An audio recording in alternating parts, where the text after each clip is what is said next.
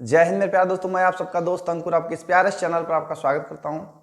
जैसा कि दोस्तों आप जानते हो, पिछले कई दिनों से हम कर रहे हैं बायोलॉजी क्लास, जिसमें हमने एक क्लास हृदय का कंप्लीट कर चुका है। और दोस्तों आज की क्लास में हम लोग थंबनेल से आप जान चुके होंगे, आज हम लोग करने वाले हैं उत्सर्जन तंत्र के बारे में अध्ययन। दोस्तों एक ही क्लास में हम पूरा प्रयास करेंगे कि उत्सर्जन तंत्र को कवर कर दें। तो हम आपसे यही अपील करेंगे दोस्तों कि आप क्लास में शुरू से अंत तक बने रहिएगा। यदि आपको क्लास थोड़ा भी अच्छा लगता है तो क्लास को लाइक जरूर करें और कमेंट करके बताइएगा कि आपको क्लास कैसा लगा। यदि क्लास में कोई कमी रह गई हो तो कमेंट के जरिए उस कमी को जरूर बताइएगा, ताकि अगला जब हम क्लास लाएं तो उस कमी को दूर करने का पूरा प्रयास करें। ठीक है दोस्तों, तो बिना देर किए हम लोग दोस्तों क्लास को स्टार्ट करेंगे। उससे पहले मैं अपनी एक पुरानी मोटिवेशनल शायरी लाया हूँ। लहरों से डर कर नौका पार नहीं होती, कोशिश करने वालों की कभी हार नहीं होती। जी हाँ दोस्तों, बोर्ड का परीक्षा बहुत ही नज़दीक आने वाला है, लगभग 4 से 5 महीने बचे हैं। तो इसीलिए बायोलॉजी के एक एक टॉपिक अब आपके सामने आएंगी। मैं आपसे यही प्रयास करूँगा, प्रत्येक क्लास को बहुत अच्छे से देखिए, उसका नोटबुक बनाइए और पढ़ कर जाइए, परीक्षा में बिल्कुल फाड़ दोगे। तो आइए दोस्तों क्लास को हम स्टार्ट करते हैं। हमारी हेडिंग है उत्सर्जन तंत्र। सबसे पहले दोस्तों मैं आपको उत्सर्जन क्या होता है। उत्सर्जन आप देख ही रहे हो, जैसे उत्सर्जन मतलब डोनेट करना, बाहर निकालना। उत्सर्जन किसे कहते हैं? हमारे शरीर में जो अपशिष्ट पदार्थ होते हैं, खराब पदार्थ होते हैं, उनको बाहर निकालना क्या कहलाता है? उत्सर्जन कहलाता है। और जो अंग इसको बाहर निकालते हैं उसे कहा जाता है उत्सर्जन अंग। यहाँ पर परिभाषा है, अपशिष्ट बोले तो खराब पदार्थों को शरीर से बाहर निकालना उत्सर्जन कहलाता है। और वे अंग उत्सर्जी अंग कहलाते हैं। जो अंग ये काम करते हैं वो कैसे अंग कहलाते हैं? उत्सर्जी अंग कहलाते हैं। तो यहाँ पर पहला उत्सर्जी अंग क्या होता है? त्वचा, स्किन बोलते हैं। त्वचा क्या करता है दोस्तों? त्वचा जो हमारा होता है पसीना निकालता है। त्वचा जो हमारा होता है सीबन निकालता है। सीबन क्या होता है दोस्तों? जब आप सुबह सो के उठते होंगे तो आपके नाक के पास, मुंह के पास चिपचिपापन कुछ होता है, ऐसे लगेगा कि लासा टाइप का, तो उसे दोस्तों क्या कहते हैं? सीबन कहते हैं। और त्वचा नमक टाइप का निकलता है। आप जब जैसे गर्मी के समय सुबह से आप 2-3 घंटा काम कर दिए, उसके बाद जब पसीना सूख जाता है, आप अपने शरीर को देखोगे नमक के दाने जैसा दुरदरापन होगा, उसका स्वाद भी खट्टापन होता है दोस्तों। तो त्वचा क्या क्या निकलता है? पसीना, सीबन और नमक। ये कैसा अंग है? पूछा जाएगा त्वचा कैसा अंग है, बोलेंगे उत्सर्जी अंग है। ऐसे दोस्तों फेफड़ा बोले तो लंग्स क्या करता है? कार्बन डाइऑक्साइड गैस निकलता है, वाष्प निकलता है, बलगम निकलता है। बलगम बोलते वही इसी को बोलते हैं बलगम। अब कार्बन डाइऑक्साइड गैस दोस्तों कैसे? आप हृदय चैप्टर पढ़े होंगे तो आपको पता होना चाहिए कि ब्लड हमारा जब हृदय में जाता है तो ब्लड का कलर नीला होता है और उसमें कार्बन डाइऑक्साइड गैस उपस्थित होती है। लेकिन वही ब्लड जब फेफड़े के पास चला जाता है तो कार्बन डाइऑक्साइड गैस निकल जाती है और ऑक्सीजन की उपस्थिति में ब्लड का कलर कैसा हो जाता है? लाल हो जाता है। तो फेफड़ा क्या निकलता है? कार्बन डाइऑक्साइड गैस निकलता है, वाष्प निकलता है, बलगम निकलता है। अब बड़ी आंत, लार्ज इंटेस्टाइन, ये क्या करता है दोस्तों? अनपचा भोजन, जैसे हम लोग खाए दाल चावल रोटी सब्जी इत्यादि खाए, उसके बाद उसमें जो पौष्टिक चीज़ होता है जो हमारे शरीर के लिए कंफर्टेबल है उसको हम लोग एब्जॉर्ब कर लेते हैं। और जो एटीसी जो एक्स्ट्रा और बच जाता है उसमें जो अपशिष्ट पदार्थ, उनको हम लोग एनस के माध्यम से, गुद्दा के माध्यम से बाहर निकाल देते हैं, जिसे बोलते हैं काइल। और आपको समझने के लिए मैं बोल दूँ, काइल बोले तो लैट्रिन। यकृत को बोलते हैं दोस्तों लीवर। लीवर क्या करता है? अमोनिया को यूरिया में लीवर क्या करता है दोस्तों? अमोनिया को यूरिया में परिवर्तन कर देता है। आइए इसको मैं आपको समझा देता हूँ। पहले यह भी बात बता दूं, ब्रेक क्या करता है दोस्तों? यूरिया पेशाब का उत्सर्जन करता है। आप जो दोस्तों टॉयलेट करते हो टॉयलेट में जो मूत्र पेशाब होता है उसमें दोस्तों पाया जाता है यूरिया। लेकिन एक चीज आप देखे होंगे, पेशाब करने के बाद, पेशाब तुरंत कर देने के बाद पेशाब बदबू नहीं करता है। तो हमारे शरीर में सबसे पहले दोस्तों आता क्या है? अमोनिया। अमोनिया से क्या बनता है? यूरिया। अमोनिया का फार्मूला दोस्तों ये होता है, अब अमोनिया का फार्मूला होता है NH3, जिसका खोज दोस्तों किए थे पिस्टले। इसके खोज ये किए थे। NH3 से क्या बन जाता है दोस्तों? रिएक्शन करके हमारा बन जाता है यूरिया, NH2CO NH2। और इसका खोज दोस्तों किसने किया था? ओहलर ने। और दोस्तों ये यूरिया है। और यूरिया में दोस्तों नाइट्रोजन जो है दोस्तों कितना परसेंट पाया जाता है? 46%। नोट कर लीजिएगा, ये सब पॉइंट नोट करने योग्य है दोस्तों। मैं आपको बता दूं, हमारे शरीर में अमोनिया गैस पाई जाती है। अमोनिया गैस से दोस्तों क्या बनता है? अमोनिया गैस परिवर्तित हो जाती है यूरिया में। एक सिस्टम कहाँ होता है, यकृत, यकृत ये काम करता है। फिर ब्रिक के पास जब जाती है, ब्रिक बोले तो किडनी के पास। हम बता रहे थे कि जब हम टॉयलेट करते हैं तो टॉयलेट बदबू क्यों नहीं करता है। और जब टॉयलेट करते हैं टॉयलेट तुरंत बदबू नहीं करता, लेकिन टॉयलेट कुछ देर बाद बदबू करना शुरू कर देता है। क्यों? क्योंकि दोस्तों उस टाइम यूरिया से, अमोनिया से तो यूरिया बनता है, जब बाहर चला जाता है कुछ देर बाद बदबू इसलिए करता है क्योंकि यूरिया से फिर क्या बन जाता है, अमोनिया गैस। और जो टॉयलेट में से जो महक आती है वो किसकी महक होती है, अमोनिया गैस की महक होती है। कुछ अपशिष्ट पदार्थ यहाँ मैं लिख दिया हूँ, जैसे यूरिक एसिड, यूरिया, अमोनिया। और दोस्तों एक चीज और मैं बता दूं, सबसे मुख्य उत्सर्जी अंग कौन सा है, ब्रिक। पूछा जा सकता है मुख्य उत्सर्जी अंग, तो आप बताओगे मुख्य उत्सर्जी अंग। तो हमारा क्या मुख्य उत्सर्जी अंग दोस्तों, ब्रिक। सबसे बड़ी बात एक और मैं आपको बता दूं दोस्तों, जानने योग्य है।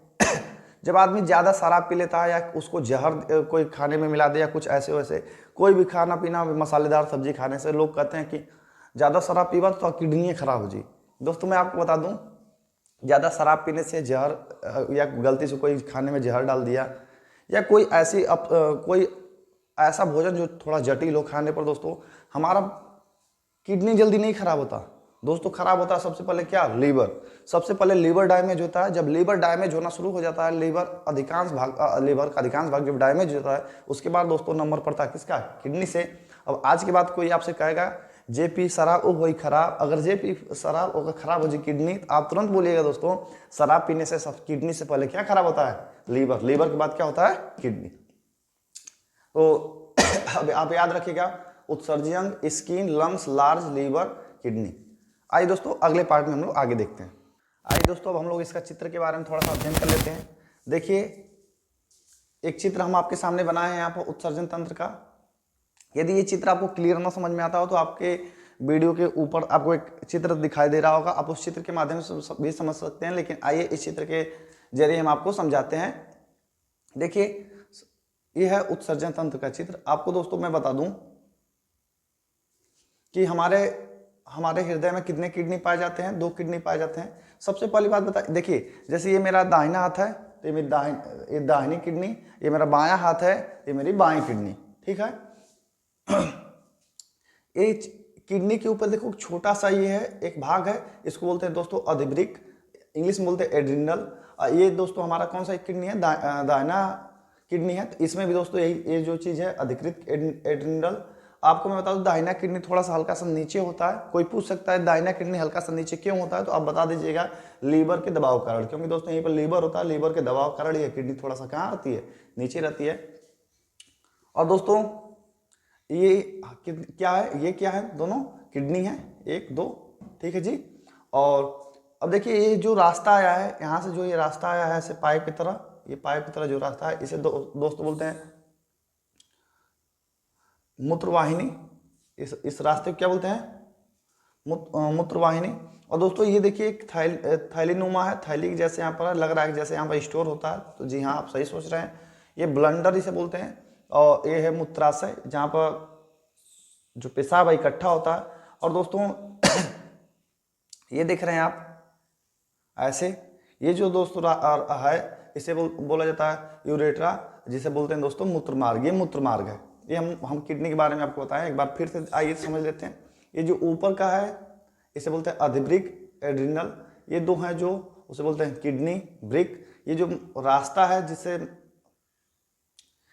जो पाइप है जहाँ जो किडनी के रास्ते यहाँ पर मूत्राशय में जो पेशाब जाता है उसे बोला जाता है मूत्रवाहिनी, ठीक। एक ये किडनी से जुड़ा है कि इस किडनी से जुड़ा है, और जहाँ पर पेशाब इकट्ठा होता है उसे दोस्तों बोलते हैं ब्लंडर, और ये जिस रास्ते से बाहर निकल जाता है उसे बोला जाता है मूत्रमार्ग। तो आइए अब हम इसके, ये तो हम बाहरी संरचना देख लिए, अब आइए अंदर की संरचना देखिए। अंदर की संरचना के लिए हमें एक यहाँ पर चित्र बनाए, सिंपल एक किडनी को उठा के हम पता किया है। तो देखिए ये किडनी आपसे पूछा जा सकता है किस आकार का होता है, तो आप दोस्तों बोलिएगा किडनी जो है सेम आकार की होती है, ठीक है जी। अब यहाँ पर ये जो लाल कलर से मैं पेंट कर दिया हूँ बाहरी भाग को, तो किडनी के बाहरी भाग को दोस्तों कार्टेक्स बोलते हैं। किडनी के जो बाहरी भाग है इसको कार्टेक्स बोलते हैं। किडनी के अंदर के भाग को दोस्तों मेडुला बोलते हैं, ये जो अंदर का रिक्त स्थान है। और ये रास्ता जहाँ से किडनी में कोई भी द्रव प्रवेश करेगा उसे बोलते हैं रेनल हाइलम। ये और दोस्तों पूछा जाता है सबसे ज़्यादा अमोनिया, सबसे ज़्यादा यूरिया, अमोनिया सबसे ज़्यादा पूछा जाता है कहाँ पाया जाता है, तो आप बोलेंगे दोस्तों रेनल हाइलम के पास। क्यों? क्योंकि दोस्तों कोई भी चीज़ जाएगा तो यहीं से प्रवेश करेगा, यहीं पर थोड़ा सा रुक जाता है, तो इसे बोलते हैं, यहाँ पे 1 मिनट इसको कलर कर दूँ, ठीक है, तो इसको बोलते हैं रेनल हाइलम। अब आइए दोस्तों इसके बारे में हम लोग कुछ लिख लेते हैं पॉइंट। किडनी को दोस्तों ब्रिक बोलते हैं, और उर्दू या फारसी भाषा में दोस्तों इसको क्या बोला जाता है? गुर्दा बोलते हैं। तो याद रखिएगा, गुर्दा खराब हो जाए या किडनी खराब हो जाए, बात एक ही है। मुख्य उत्सर्जी अंग जो अभी मैं आपको बताया हूँ, रक्त को छानता है। जो किडनी दोस्तों होता है रक्त को छानता है। अब ये मत सोचिएगा सर अब हृदय चैप्टर में बताया कि, तो हृदय, किडनी का काम है रक्त को छानना, और हृदय का काम है दोस्तों रक्त को क्या करना? शुद्ध करना। ठीक है जी, यहाँ पे मैं लिखा भी हूँ, रक्त को शुद्धिकरण कहाँ होता है? फेफड़ा में होता है। और हृदय बोल रहा हूँ, सॉरी, फेफड़ा के पास। अब पेशाब निर्माण करता है, जो किडनी होता है पेशाब निर्माण करता है, एसिड बेस और पीएच को नियंत्रित करता है, पीएच मान को भी क्या करता है? नियंत्रित करता है, और जहर को निष्क्रिय करता है। जैसा कि दोस्तों अभी मैं आपको बताया हूँ, कोई व्यक्ति यदि जहर खा लेता है, जहर यदि किडनी के पास जाएगा तो पेशाब के जरिए उसको प्रयास करता है बाहर निकालने का, लेकिन दोस्तों होता क्या है, जहर किडनी के पास सबसे पहले नहीं जाता, सबसे पहले जाता है किसके पास? लीवर के पास, क्योंकि यहीं पर हमारा क्या रहता है? लीवर के दबाव का, तो ये किडनी थोड़ा सा नीचे है। ठीक है जी, तो जहर को क्या करता है? निष्क्रिय करता है, और इनकी संख्या 2 होती है। और किडनी का भार, कोई पूछेगा हमारे शरीर में किडनी कितनी है, तो आप बोलोगे 2। पूछा जाएगा कि भार 100 ग्राम होता है। और एक झिल्ली में, जैसे हृदय में एक झिल्ली के बारे में आपको बताया गया था, कौन सी झिल्ली के बारे में बताया गया था, कमेंट जरूर करें। और ऐसे ही दोस्तों जो किडनी होती है जिस झिल्ली में रहती है उसे बोलते हैं पेरिटोनियम नामक झिल्ली, और किडनी के बाहर के जो हिस्सा होता है उसे कार्टेक्स बोलते हैं, अंदर के हिस्सा को मेडुला, और जिस मार्ग से जाता है उसे बोलते हैं रेनल। और यहाँ पर दोस्तों अमोनिया अधिक मात्रा में पाया जाता है। और दोस्तों सबसे बड़ी बात पूछा जाता है कि किडनी की इकाई क्या है, तो बोला जाता है दोस्तों नेफ्रॉन। क्या बोलता है? नेफ्रॉन। तो अभी कितना? 8 लाख। इकाई से तात्पर्य क्या है, आइए दोस्तों हम लोग समझते हैं। जैसे कोई पूछ देगा आपसे इस घर में इकाई क्या है, आप बोलोगे दोस्तों सीमेंट, बालू, गिट्टी। नहीं जी, आप बोलोगे ईंट, क्योंकि सबसे ज्यादा यूज क्या हुआ है? ईंट। अगर गिट्टी बालू सीमेंट नहीं रहेगा, ईंट से, अगर ईंट के सहारे दीवार खड़ा कर दोगे, उस पर चटाई या कोई भी चीज रख दोगे तो आप रह सकते हो। मेन चीज क्या है इसमें? ईंट। अब ऐसे कोई पूछ दे लड्डू में, लड्डू जब बनाते हो उसमें क्या है? चीनी? नहीं जी, उसमें है बूंदी। वो जो लड्डू का बूंदी होता है, बूंदी मिलाकर एक लड्डू बनता है। ऐसे दोस्तों नेफ्रॉन यूनिट है इसका, ब्रिक का। तो 8 लाख नेफ्रॉन से ये हमारी क्या बनती है? किडनी बनती है। ठीक है दोस्तों, तो हम आशा करते हैं आपको इतनी बात समझ में आई होगी। अब आइए देखते हैं आगे नेफ्रॉन के बारे में। हम लोग अगले पार्ट में हम लोग नेफ्रॉन के बारे में अच्छे से पढ़ेंगे। ठीक है जी, आइए दोस्तों अब जानते हैं परीक्षा में आ जाएगा तो कैसे हम लोग लिखेंगे, क्योंकि इसके बारे में तो हम लोग समझ चुके हैं, ब्रिक, मूत्रवाहिनियां, मूत्राशय, मूत्रमार्ग, लेकिन परीक्षा में कैसे लिखेंगे? देखिए, जैसे हेडिंग डालेंगे ब्रिक और लिखेंगे मानव शरीर में सेम के बीच की आकृति वाले 2 ब्रिक रीढ़ की हड्डी। बोले तो ये दोस्तों, ये जो बीच की रीढ़ की हड्डी है, ये रीढ़ की हड्डी के दोनों ओर पेट के पीछे भाग में होते हैं। रीनल धमनी अशुद्ध रक्त ब्रिक में लाती है। ब्रिक की लाखों नेफ्रॉन इस रक्त को साफ करती हैं। शुद्ध रक्त रीनल सीरा द्वारा वापस शरीर में भेज दिया जाता है। व्यर्थ पदार्थ को मूत्रवाहिनी के रास्ते मूत्राशय में पहुंचा दिया जाता है। अब इसको देखिए मूत्रवाहिनी के बारे में, ये ब्रिक से निकलकर मूत्राशय तक जाती हैं। इसकी भित्ति में कमानुकुचन पाया जाता है, जिसके फलस्वरूप मूत्र आगे की ओर बढ़ता है। मूत्राशय यह उदर के पीछे भाग में स्थित होता है। मूत्राशय में मूत्रवाहिनियां आकर खुलती हैं और वह इसके मूत्र को संग्रहित किया जाता है। और मूत्र मार्ग दोस्तों, जहाँ से यूरिन को बाहर निकला जाता है। मूत्राशय का पश्च भाग सकरा होकर एक पतली नलिका में परिवर्तित हो जाता है, जिसे मूत्र मार्ग कहते हैं। दोस्तों परीक्षा में आ जाएगा तो बिल्कुल ऐसे ही आपको लिखना पड़ेगा, स्क्रीनशॉट ले लीजिएगा। बहुत आसान शब्दों में मैं आपको बताया हूँ। और सबसे बड़ी बात यह है, यदि आप डायग्राम में ही अच्छे से समझ चुके होंगे तो खुद से आप लिख सकते हो। ठीक है जी, तो एक स्क्रीनशॉट ले लीजिए। अब हम दोस्तों देखिए, यह है नेफ्रॉन का डायग्राम। आइए इसके बारे में हम लोग समझते हैं। जैसा कि दोस्तों आप देख रहे हैं, ये जो आगे है यहाँ पर, इसको दोस्तों बोलते हैं ग्लोमेरुलस। ठीक है दोस्तों, ये जो आगे का हिस्सा है इसको गेंद टाइप का है, ये आगे, इसको बोलते हैं ग्लोमेरुलस। और जो दोस्तों ये रिक्त स्थान है, ये खाली स्थान है, इसको दोस्तों बोलते हैं बोमेन कैप्सूल या बोमेन संपुट। ठीक है दोस्तों, और ये पूरी जो संरचना है, इस पूरे संरचना को दोस्तों बोलते हैं नेफ्रॉन। दोस्तों सबसे पहले हम लोग सीखेंगे ग्लोमेरुलस का दोस्तों कार्य क्या है। ग्लोमेरुलस दोस्तों क्या करता है, रक्त के कण को रख लेता है। जो दोस्तों रक्त के कण आते हैं उनको रख लेता है, इसको कहते हैं, इस क्रिया को निस्पंदन।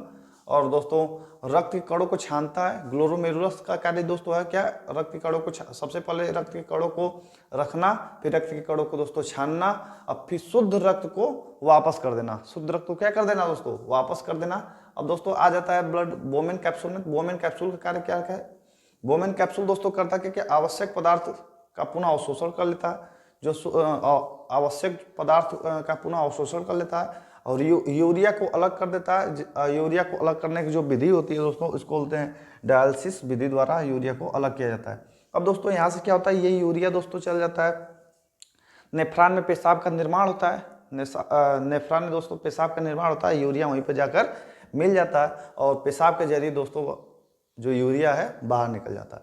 तो यह नेफ्रॉन का सचित्र वर्णन, इसको नोट कर लीजिएगा। अब आइए दोस्तों जानते हैं थोड़ा पेशाब के बारे में और किडनी की बीमारी कैसे होती है। दोस्तों पेशाब के बारे में कुछ और रोचक तथ्य जान जाए। पेशाब में दोस्तों जल 95% होता है और यूरिया दोस्तों सिर्फ कितनी परसेंट होती है, 2%। और पेशाब का पीएच मान 4.8 होता है, और 4.8 होता है तो आप समझ सकते हो कि ये कैसा होगा, अम्लीय होगा। और पेशाब का कलर पीला किसके कारण होता है, यूरोक्रोम के कारण।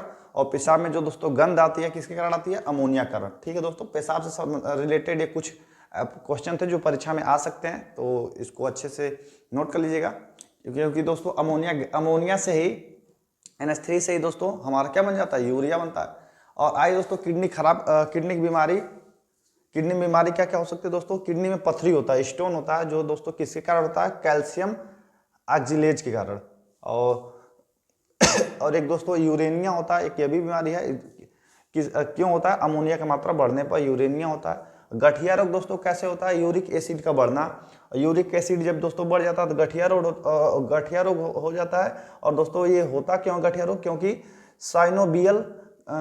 साइनोबियल एक लिक्विड होता है, जब ये घटता है तो यूरिक एसिड बढ़ जाता है और हमें कौन सा रोग हो जाता है, गठिया रोग। जो आप बुढ़ौती में देखे होंगे, जो बूढ़े लोगों को, अब तो नौजवानों को भी होता है, हाथ ऐसे हिलाएंगे तो कट कट की आवाज़ आएगी, लगेगा कि चट चट चट चट कर रहा है। तो जो दोस्तों ये आवाज़ यूरिक एसिड बढ़ने से होता है। जब किडनी दोस्तों खराब हो जाती है तो 48 घंटे में जो किडनी का वो होता है, ट्रांसप्लांट होता है दोस्तों, कितने घंटों में होता है, 48 घंटों में होता है।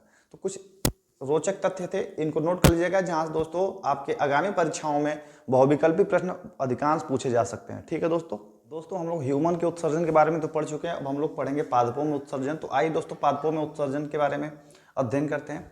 पादपों में उत्सर्जित उत्पाद कार्बन डाइऑक्साइड, ऑक्सीजन, जलवाष्प, रेजिन, गोंद, लेटकस आदि होते हैं। इन उत्सर्जित पदार्थों का उत्सर्जन भिन्न भिन्न प्रकार से होता है। अब देखिए कैसे कैसे होता है। पादप दिन के समय कार्बन डाइऑक्साइड प्रकाश संश्लेषण में प्रयुक्त करके ऑक्सीजन को उत्पादित करते हैं, जो वे वायुमंडल में मुक्त कर देते हैं।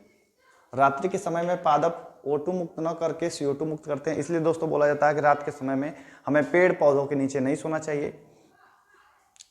आपको फिर से हम बता दें कि पेड़ पौधे जो होते हैं ऑक्सीजन को बाहर निकालते हैं और कार्बन डाइऑक्साइड गैस को दोस्तों ग्रहण करते हैं। पादप अतिरिक्त जल को वाष्पोत्सर्जन क्रिया द्वारा वायु में निर्मुक्त कर देते हैं। कुछ पादप व्यर्थ पदार्थ पत्तियों में एकत्रित कर लेते हैं, जो बाद में गिर जाती हैं। जो पत्तियां दोस्तों बाद में गिर जाती हैं, कुछ पादप जो व्यर्थ पादप होते हैं उसमें इकट्ठा हो जाते हैं। कुछ उत्सर्जित पदार्थ गोंद के रूप में पुराने जाइलम उत्तक में एकत्रित हो जाते हैं। मुख्य उत्सर्जित पदार्थ पादप, यूरोटैरिक। अब देखिए यहाँ पर हम लोग कुछ पढ़ेंगे। मुख्य उत्सर्जित पदार्थ में पादप क्या क्या मिलता है, लासा और गोंद। यूरोटैरिक में क्या मिलता है, यूरिया का उत्सर्जन होता है। यूरोटैरिक में यूरिया का उत्सर्जन कौन कौन करता है, स्तनधारी, जो बच्चों को जन्म देते हों, जैसे पशु पक्षी। और अमोनोटेलिक, इसमें अमोनिया का उत्सर्जन होता है। कौन करता है, मछली और कीट। अब हम लोग पढ़ेंगे ग्वानिन टैलिक के बारे में। गोनोटैलिक ग्वानिन उत्सर्जन करता है और यह उत्सर्जन कौन करता है? मकड़ी। दोस्तों यहीं पर हम इस क्लास को समाप्त करेंगे और हम आशा करते हैं आपको उत्सर्जन तंत्र से संबंधित प्रश्न यदि आपके बोर्ड एग्जाम के साथ साथ यदि कंपटीशन में पूछा जाएगा तो यहाँ से आप अच्छे नंबर पाने में बहुत अच्छा प्रयास करेंगे। तो इस क्लास को बेहतरीन तरीके से कराया गया है, आपसे हम यही उम्मीद करेंगे। एक बार फिर से एक क्लास को अच्छे से देखिएगा।